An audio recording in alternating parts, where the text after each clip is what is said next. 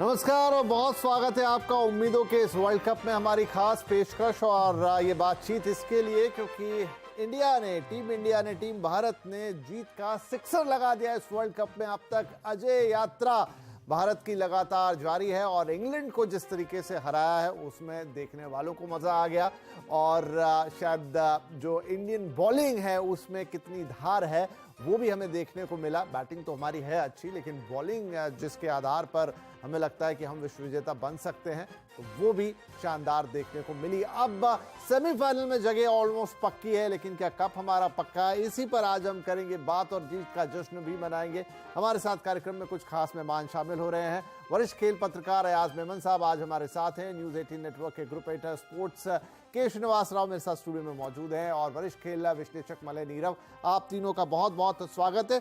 सबसे पहले आप तीनों से एक क्विक कमेंट लेंगे कि कल की जीत के बारे में। अयाज साहब, क्या आपको लगा था जब इंडिया का बैटिंग हो गया था और उसके बाद इंग्लैंड को बैट करना था कि इंडिया इस मैच में कहीं भी है जीत जाएगी? 229 का टारगेट जो है बहुत मॉडेस्ट टारगेट था इंग्लैंड के लिए। ये नहीं है कि बड़ा स्कोर था। हालांकि ये जरूर था कि पिच में हरकत थी, तेज गेंदबाजों और स्पिनर्स को भी मदद मिली थी, तो ये था कि अगर इंग्लैंड की अच्छी 2-4 विकेट निकाल देते हैं पावर प्ले में तो इंडिया ये टोटली डिफेंड कर सकती है। लेकिन बड़ी बात ये थी विपिन के, इससे पहले किसी भी मैच में इंडिया ने पहले बैटिंग नहीं की थी। तो एक तरह से ये था कि क्या अगर आप चेस करते हैं तो इतने माहिर है, अगर आप चेस नहीं करते हैं, सामने वाली टीम चेस करती है, तो क्या आप उस तरह से डिफेंड कर सकते हैं या नहीं।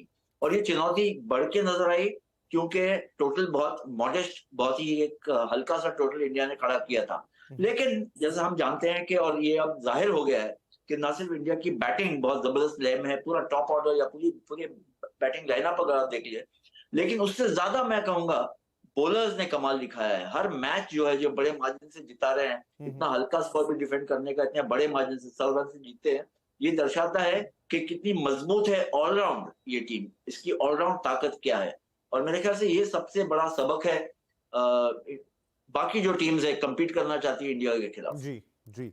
मलय साहब, आपका क्या राय रही इस मैच के बाद? इंडिया बैटिंग के डिपार्टमेंट में तो बढ़िया था, लेकिन क्या बॉलिंग में one of the best appearance है इंडिया का? देखिए, जहां तक भारतीय टीम के ओवरऑल परफॉर्मेंस का सवाल है तो ये तय हो गया कल की संतुलन, बैलेंस, जिसे टीम बैलेंस कहते हैं, वो शायद भारतीय टीम की तरह और किसी टीम में नहीं है। क्योंकि जब बैट्समैन हमारे नहीं चल रहे थे, और मुझे ऐसा वाकई कभी नहीं लगा कि भारत शायद ये मैच हार जाए, क्योंकि हमेशा लॉ ऑफ एवरेजेस से फैसले नहीं होते।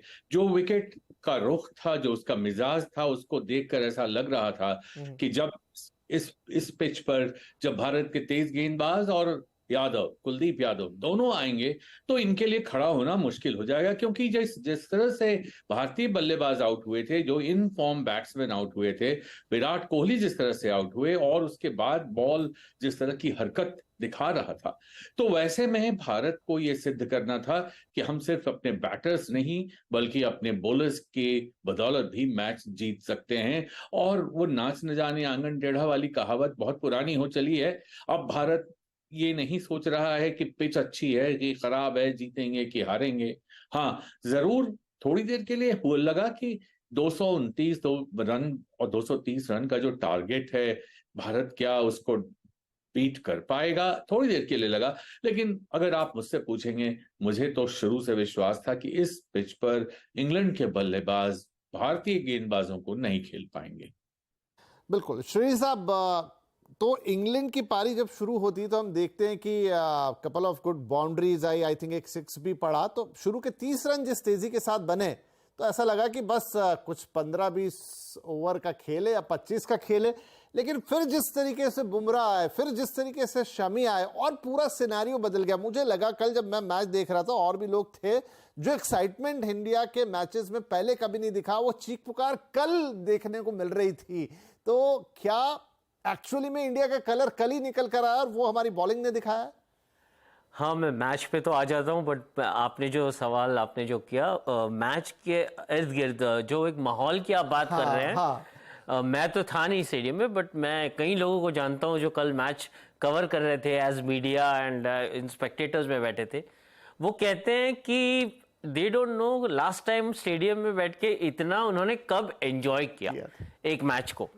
जिस तरीके का जो गेम हुआ वो तो बहुत ही बढ़िया हुआ, एंड इवन जो एक शाम का जो एनवायरनमेंट बन चुका था स्टेडियम के अंदर, और जो डीजे जो गाने बजा रहा था और क्राउड जो साथ लगी पड़ी थी इंडिया को चीयर करने में, तो काफ़ी लोग थे जो कह रहे थे कि ऐसा माहौल शायद पहले देखने को न मिला हो इंडिया मैच में, एक इंडियन ग्राउंड में। आते हैं मैच के ऊपर। 229 का चेज था, 615 के आसपास। कुछ लोगों ने कहा जो ग्राउंड पे थे वो कहते हैं कि ड्यू इतना हैवी था कि you could always almost feel the वेटनेस ground पे। ओके, 229 का चेज है, बेस्टो मलान ओपन कर रहे हैं। एक स्मूथ ओपनिंग पार्टनरशिप निकल पड़ी है, 30 रन की पार्टनरशिप बनी। वही 30 रन की पार्टनरशिप अगर 60-70 चल जाती और उनके पास मिडिल ऑर्डर था, हालांकि मैं मानता हूं this England team is down and out, but मुझे शुरुआत में ये लगा कि of course they will give it a try. अगर ये 300 प्लस होती तो मैं ऑटोमेटिकली बोल दिया होता कि this match is in India's favour. Because it is 229, मुझे लगा England will give some sort of a fight. Ball bat पे नहीं आ रही थी, स्ट्रोक मेकिंग वाज डिफिकल्ट, वो तो हमने इंडिया के इनिंग्स में भी देख चुके थे। But 229 was still, as Ayaz ने जैसे कहा, it was still a very modest target and उतने आसानी से दे देगी लगा नहीं था। And then of course the brilliance of India's attack, वो ऑटोमेटिकली वो तो हम देखते हुए आ रहे हैं टूर्नामेंट में। 6 मैच इंडिया ने खेले हैं, 60 विकेट पोटेंशियल थे, 55 विकेट इस अटैक ने लिया है जी। तो that speaks volumes of the kind. मैं कहता हूं this is the finest attack India has ever gone in to a world cup with. शुरुआत से अगर देख लें the kind of balance that it has, एक ऑफ स्पिनर बैठा है बेंच पे, एक ऑलराउंडर बैठा है बेंच पे, एक गुड वेरी गुड ऑलराउंडर जो है वो इंजर्ड है, वो कम बैक करने की कोशिश कर रहा है। Yet again you are not feeling the pinch. That speaks volumes of an. आप जो कह रहे, कल वसीम अकरम को मैंने सुना आफ्टर मैच में कहीं यूट्यूब पे या कहीं पे कि वो कह रहे हैं कि इंडिया का जो अब तक का बॉलिंग अटैक, मतलब सिर्फ वर्ल्ड कप की बात नहीं कर रहे थे, वन ऑफ द बेस्ट वो कह रहे हैं कि इंडिया इतना बेहतर बॉलिंग में कभी उन्होंने पहले नहीं देखा। अयाज साहब, तो क्या देखिए, हम तो एक ऐसी टीम है जो अपनी बैटिंग के लिए ज्यादा जाने जाते हैं। अभी तक ये हुआ इत्तेफाकन इस वर्ल्ड कप के अंदर कि आपने पहले सामने वाले अपोनेंट को खिलाया और फिर उन्होंने जितने रन किए वो उतने आपने बनाए, तो शायद बॉलिंग तो काम कर रही थी अपना, लेकिन ऐसे निखर के दिख नहीं रहा था। कल ये बिल्कुल साबित हुआ कि ये बॉलिंग ही है जो शायद आपको वर्ल्ड कप जिताएगी, क्योंकि अगर आप टॉप परफॉर्मर में देखें, बैट्समैन खिसक के नीचे चले गए। पहले विराट और रोहित नंबर 1 पे थे, अब वो 5 और 6 नंबर पे आ गए हैं। बॉलर्स ऊपर की तरफ बढ़ गए हैं अपने परफॉर्मेंस से। असलियत तो ये है कि हमें अपने बॉलर्स ने हमेशा विनिंग चांस दिया है। अगर आप 2015 का वर्ल्ड कप देख लिया, 2019 का, अगर हम फाइनल तक नहीं पहुंच पाए और कप नहीं जीत पाए, it was because of the batsman. ये नहीं है कि गेंदबाजों ने आपको रिजल्ट्स नहीं दिए थे। 2015 में हम सेमीफाइनल में न्यूजीलैंड के खिलाफ हारे, तो हमारी टॉप ऑर्डर पहले के 3-4 बैट्समैन जो है बड़े हल्के में आउट हो गए, जो बॉलर्स की मेहनत थी वो फजूल हो गई। 2015 में भी कुछ ऐसा ही हुआ, ऑस्ट्रेलिया के खिलाफ हम सेमीफाइनल में हार गए। तो लगभग ये होता हुआ आ रहा है कि बैटिंग तो है ही मजबूत, लेकिन क्रंच टाइम पे वो दगा दे देती है। अब चैलेंज जो है इंडिया के लिए आगे जाते हुए ये है कि नॉकआउट में आप एक बैड डे अफोर्ड नहीं कर सकते। एक दिन भी ऐसा नहीं हो सकता कि आप कह सकते अरे it was a bad day for our batsman, चलो आगे देखते हैं क्या होता है। वो तो गया फिर। तो बॉलर्स जो है आपके कंसिस्टेंटली दे रहे हैं रिजल्ट्स। अब जिम्मेदारी बनती है बैट्समैन पे कि जैसे ये हल्का स्कोर यहाँ पर बन गया, शायद कोई और टीम जो इंग्लैंड से ज्यादा कॉन्फिडेंट हो, इतने प्रेशर में ना हो या इतना बुरा नहीं खेल रही हो, आपको बहुत तकलीफ दे सकती है। बिल्कुल। तो बॉलर्स जो मैं कहूंगा कि बॉलर्स तो बहुत ही खूब बॉलिंग कर रहे हैं, बैट्समैन को थोड़ा पर्क अप करना पड़ेगा आगे जाते हुए। राइट। तो मलय साहब देखिए, अगर हम बात करें जो ज्यादा करके रन आए, रोहित शर्मा 398 इंडिया की तरफ से टॉप हैं लिस्ट में, ओवरऑल में नंबर 2 पे हैं। विराट 354, लेकिन उसके बाद जैसे ही आप नीचे आते हैं, केएल राहुल सीधे आधे पे 216, श्रेयस 134, शुभमन गिल 100। तो ये 2 लोग ही ज्यादा करके रन बना रहे हैं। क्या ये थोड़ी सी चिंता की बात है, क्योंकि 10 लंबा टूर्नामेंट है और हमें अभी बड़े मैचेस और खेलने हैं, जहां सेमीफाइनल होगा, फाइनल होगा, मान के चल रहा हूं कि हम फाइनल में पहुंचते हैं, तो क्या थोड़ा बैटिंग में, जैसे अयाज साहब कह रहे हैं, सबको वो फायर करनी होगी? मैं आपकी आवाज पूरी तरह सुन नहीं पाया, लेकिन जो मुझे लगा कि आप जानना चाह रहे हैं कि जो मिडिल ऑर्डर भारत का अभी जी तक जी परफॉर्म कर पाया है टॉप ऑर्डर की तरह, ऐसे में क्या सबको फायर करना होगा? ये बात बिल्कुल सही है और मैं आज भाई से बिल्कुल सहमत हूं कि आज तक जो भारत को जीतें हासिल हुई हैं और जो भारत की हार हुई है उसमें आप बॉलर्स को कभी जिम्मेदार नहीं ठहरा सकते। ये बात तो सही है, लेकिन जहां तक बैट्समैन का सवाल है, एक बात ये भी मानिए कि जो मिडिल ऑर्डर है हमारा, बहुत ज्यादा ट्राई उसे नहीं किया गया है अभी तक। उसे खेलने का बहुत मौका नहीं मिला क्योंकि टॉप ऑर्डर शुरू के मैचेस में बहुत अच्छा चला, मगर जिस तरह से कल सूर्य कुमार यादव को आपने खेलते हुए देखा, इससे पहले वाले मैच में वो बहुत अनफॉर्चुनेट ढंग से रन आउट हुए थे। उस तरह से अगर आप बाकियों को भी देखें तो ये बात तो जरूर है कि सबको तैयार रहना होगा। It's a team effort that everyone will have to contribute to। लेकिन उसमें एक और बात ध्यान देने की है, वो ये है कि एक मजबूत शुरुआत, एक अगर मजबूत पिलर आपका शुरुआती जो बल्लेबाज है, सलामी बल्लेबाज जिसको कहते हैं, ओपनिंग पेयर में से एक भी अगर वहां टिका रहता है शीट एंकर के रोल में, तो बहुत भरोसा मिलता है मिडिल ऑर्डर को। और जो रोहित ने कल कर दिखाया, उस तरह से एक भी अगर उनमें से टॉप 4 में से कोई एक टिका रहे, तो उसके बाद बाकी के बैट्समैन को परफॉर्म करने में एक तरह से गाइडेंस होती है, एक मार्गदर्शन उनका होता है, एक जब खिलाड़ी वहां टिकता है। और कैपेबिलिटी की अगर हम बात करें, क्षमता की बात करें, तो ऐसा नहीं है कि हमारे जितने भी बैट्समैन हैं वो कैपेबल नहीं हैं। उन्होंने एक बार नहीं अनेक बार अपनी कैपेबिलिटी को सिद्ध किया है। तो ये जरूर है कि फायर तो सबको करना होगा, इसमें कोई शक नहीं। अगर क्योंकि आप अगर ये सोचेंगे कि ऊपर वाले लोग कर देंगे और हमें तो शायद फिर इस बार मौका ही नहीं मिलेगा, तो अब चांसेस ऐसे नहीं है जिनको आप गंवाने की हिम्मत कर सकें। सेमीफाइनल में तो पहुंचना लगभग तय है, अगर हार भी गए तीनों तो अब बचे हुए मैच जिसकी संभावना बिल्कुल नहीं है तो पहुंच जाएंगे। मगर एक बार जब आप नॉकआउट स्टेज में होंगे और उसके बाद अगर आप ये कहेंगे कि नहीं आज का दिन हमारा दिन नहीं था, तो फिर आज का ये क्योंकि मुझे वही सर याद आता है वो वर्ल्ड कप आई थिंक 1992 वाला, जहां न्यूजीलैंड ऑलमोस्ट ऐसा ही खेला था कि वो बिल्कुल अविजित गया था, मतलब बिना हारे पहुंचा था, और सेमीफाइनल में जाके पाकिस्तान एक ऐसी टीम जो गिरते पड़ते पहुंची थी सेमीफाइनल ने, उनको हरा दिया। ये क्रिकेट अनिश्चितताओं का तो खेल है, इसलिए एक कौन सा खराब दिन होगा, लेकिन हम नहीं चाहते वो खराब दिन आए। श्री, एक सवाल मैं पूछना चाहूंगा विराट कोहली पर। उनका वर्ल्ड कप के इतिहास का पहला डक बना कल। अब मैंने देखा उन्होंने काफी सारे डॉट बॉल्स खेले और फिर उसके बाद ऐसा लगा जैसे उन्होंने अपना आपा खो दिया। कमेंट्री पे भी हमने सुना कि ऐसा हम अक्सर देखते नहीं है विराट कोहली से, लेकिन वो फ्रस्ट्रेशन बिल्ट हुआ, वो आगे बढ़े और उनका कैच उछला और वो गए। बाद में हमने वो ड्रेसिंग रूम्स के भी तस्वीरें देखी जहां वो निराश थे, मुक्का मार रहे थे ऐसे। चलिए, जो कल हो गया। विराट एक ऐसे खिलाड़ी हैं जो बहुत जल्दी सीखते हैं और दुगने मतलब रफ्तार से वापस से अटैक करते हैं। क्या अब बाकी जो मैचेस हैं उसमें एक अलग ही लेवल का विराट दिखेगा? कल जो हो गया कल जो हो गया, but I will still go back to कल जो हुआ। हम जो अभी बात कर रहे हैं, जो अयाज कह रहे हैं या जो द अदर जेंटलमैन जो कह रहे थे कि आपके पास वो मौका फिर नहीं आएगा कि अच्छा चलो अगली गेम में देख लेते हैं, यहाँ बात नहीं बनी। वो आप जैसे जैसे नॉकआउट की तरफ बढ़ते जाते हैं, आपको ये जो अपॉर्चुनिटी है ये नैरो डाउन हो जाएगी आपकी। कल आप अगर विराट की इनिंग्स देखें, वो ही लुक स्लाइटली एजिटेटेड, वो एक अलग विराट कोहली लग रहे थे। वो पता नहीं क्या, मतलब was he some kind of irritation in his mind, वो क्या था? अगर आप देखिए, एक कवर ड्राइव उनका गया और मेरे ख्याल से कवर्स में मलान था जिन्होंने रोका, उसको फील्ड किया। वो पूरा प्रॉपर चौके वाला शॉट था वो, उसको रोका तो वो 50-50 थे, उनकी शॉट लग रही थी, बट अगेन उनका मेरे ख्याल से माइंड वाज लिटिल, पता नहीं क्या था, but that was not a shot to be played.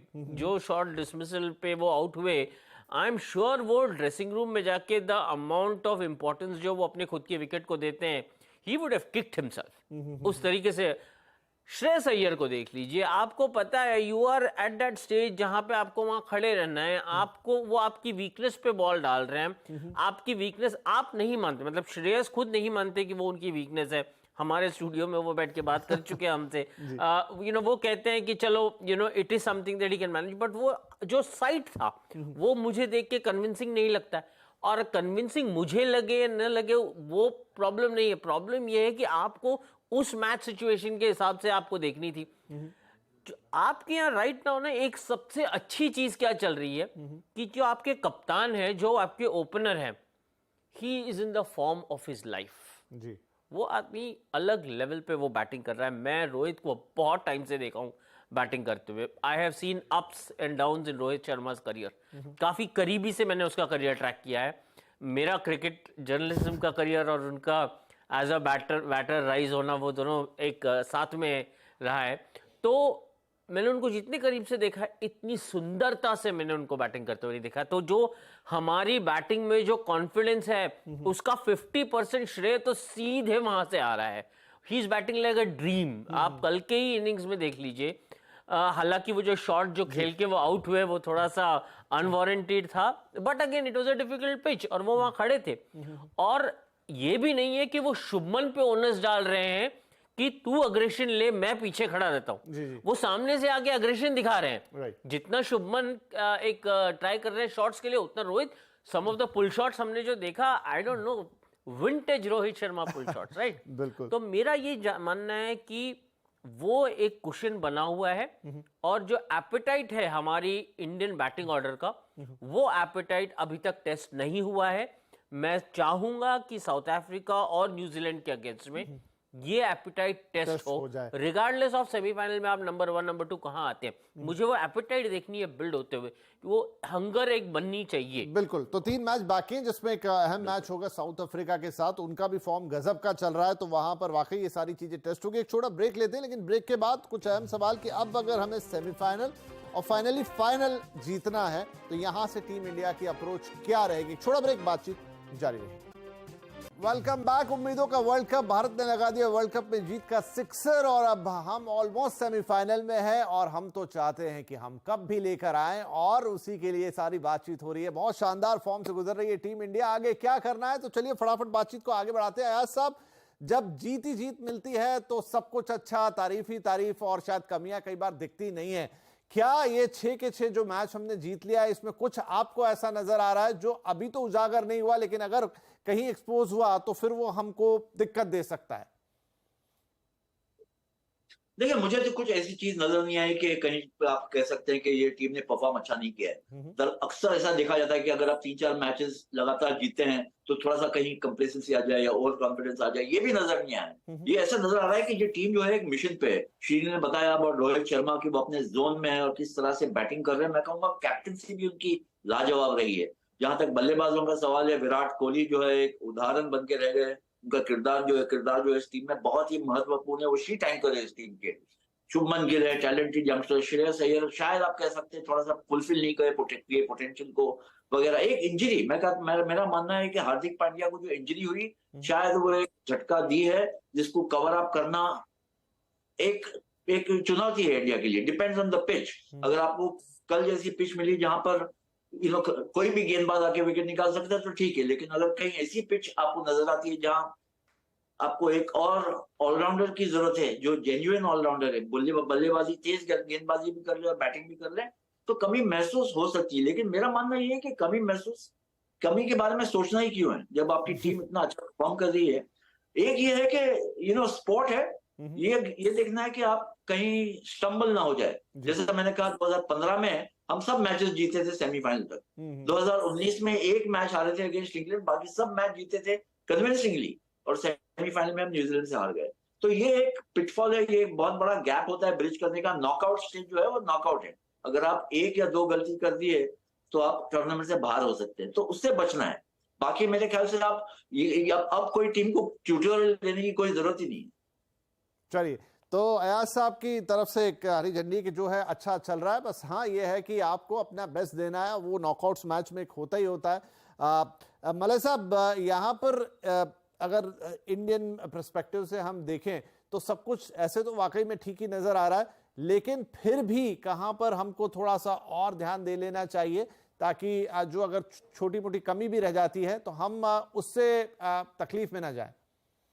देखिए, हमारा मिडिल ऑर्डर थोड़ा इफी रहा है, इसमें तो कोई शक नहीं है। जब भी उनको खेलने का मौका मिला है, अगर आप राहुल और रोहित और विराट, इन 3 को अगर आप छोड़ दें और नीचे खिसकना जब आप शुरू करें, इन नामों की ओर देखें, शुभमन है, श्रेयस हैं, तो आपको लगेगा कि जो सॉलिड बैटिंग उनकी तरफ से देखने को मिली है, जिस तरह से उन्होंने अपने आप को परिस्थितियों के अनुरूप ढाला है, अडैप्ट किया है, अडैप्टिव स्ट्रेटेजी जो रही है भारतीय टॉप ऑर्डर की, वो मिडिल ऑर्डर की नहीं रही है। और हालांकि बहुत उनको खेलने का मौका नहीं मिला है, तो एक तो वो कमी है। दूसरी कमी है जो कि आज साहब कह रहे थे बिल्कुल सही, कि आमतौर पर ट्रेडिशनली ऐसा माना जाता है कि जो ऑलराउंडर है उसका रोल बहुत होता है वनडे में, 50 ओवर क्रिकेट में खासकर। और पांड्या का नहीं खेलना एक झटका तो है, लेकिन उसके बाद जिस तरह से शमी ने आकर मोर्चा संभाला है, वो शायद एक ब्लेसिंग इन डिस्गाइज की तरह, बिल्कुल आते ही पहले गेंद पर आपने विकेट लिया और ये दिखा दिया कि आपसे बढ़िया कुछ और कोई चीज उम्मीद ही नहीं की जा सकती थी जो आपने किया। मगर भी मैं ये कहूंगा कि बैट्समैन जितने हमारे हैं, और खास करके टॉप से लेकर और रविंद्र जडेजा के बीच में, रविंद्र जडेजा ने इससे पहले वाले मैच में, कल के पहले वाले मैच में बढ़िया खेला था न्यूजीलैंड। और तो इस तरह से अगर आप देखें तो कुल मिलाकर अगर आपको लगता है कि कहीं कमी है तो वो यही है कि हमारे जो बैट्समैन हैं उनको बहुत ही संभल कर खेलना होगा। सब जिम्मेदारी अपने सर पे लेनी होगी। टीम के रूप में खेले, टीम किसी एक पर, दो पर, तीन पर डिपेंडेंट होकर ना खेले कि अच्छा उन्होंने खेला है अब वो बना लेंगे तो हम भी कुछ कर लेंगे, ऐसा। चलिए, तो ये एक इंपॉर्टेंट चीज है और बिल्कुल ये जहन में होगी। जैसा मैंने कहा कि विराट साहब कल जरूर 0 पे आउट हो गए, लेकिन अब वो इतना पलट कर आएंगे कि हो सकता है हमको 3 मैच में 2 सेंचुरी देखने को मिल जाए। क्विकली सुनी, बहुत नाम आ गया हार्दिक पांड्या का, क्या कितने इंपॉर्टेंट है वो इंडियन टीम के लिए, और अगर वो आएंगे तो फिर बाहर कौन जाएगा?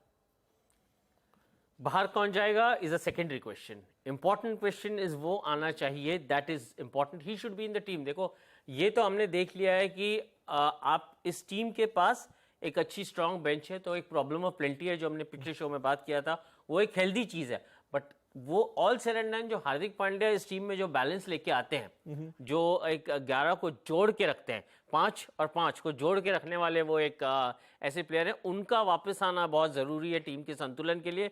कौन बाहर जाएगा, आप you can take a small, you can hedge it. अगर मेरा मानना है कि श्रेयस अय्यर जो है वो इतने बहुत बढ़िया फॉर्म में है नहीं, तो अगर आप फिर भी अगर हार्दिक को एज अ बैटर आप इंक्लूड करें और 5 बॉलर थियोरी के साथ में अगर आप फिर भी परस्यू करें, हार्दिक के साथ वो 6 बॉलर हो जाते हैं।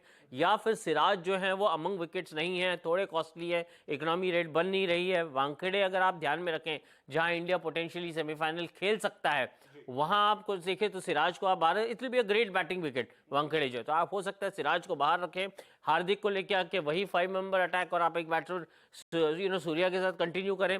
कई ऑप्शंस है इंडिया के साथ, बट मेरा ये मानना है कि हार्दिक जो है वो वापस तुरंत आनी चाहिए। और बहुत अच्छी खबर ये है कि वो नेट्स में प्रॉपर बैटिंग और बॉलिंग करने लगे हैं। वो he is going to join the team as early as possible, but there is no need, team को उसको रश करने की कोई जरूरत नहीं है 11 में, तो between now and the semifinals he can take his time. बढ़िया, तो हमारी भी कामना है कि हार्दिक पांड्या स्वस्थ हो जाए जल्दी से और पूरी तरह फिट होके आए। जैसा कह रहे हैं सुनी कि कोई रश करने की जरूरत नहीं है। वाइल तो बढ़िया सफर अब तक, हम तो चाहेंगे कि जब हम सेमीज में पहुंचे सारे के सारे मैच जीत कर पहुंचे, लेकिन अभी 3 मैच और खेलने हैं, वहां पर शायद इंडियन टीम को जो भी अपनी कमियां अगर हैं तो उनको पूरा करने में मदद मिलेगी या वो देख पाएंगे। लेकिन बड़े मुकाबले होंगे सेमीफाइनल और फाइनल। सो हम एक बार फिर अपने एक्सपर्ट के साथ बैठेंगे और बात करेंगे कि भाई अब मुकाबले में ऑस्ट्रेलिया, न्यूजीलैंड और साउथ अफ्रीका जैसी टीमें ही मुझे लगता है मिलने वाली हैं। अब ऑस्ट्रेलिया ने जिस तरीके से वापस कमबैक किया, ये कितनी खतरनाक साबित होगी और इसके लिए इंडिया को क्या स्ट्रेटेजी रखनी होगी। फिलहाल बहुत शुक्रिया आप तीनों मेहमानों का और बहुत शुभकामनाएं टीम इंडिया के लिए। वो आगे के मैचेस भी सारे लीग मैचेस जीते और फिर सेमीफाइनल फाइनल्स के लिए अब फिर आपके साथ मुलाकात करेंगे, हाजिर होंगे। फिलहाल के लिए आज्ञा दीजिए, नमस्कार।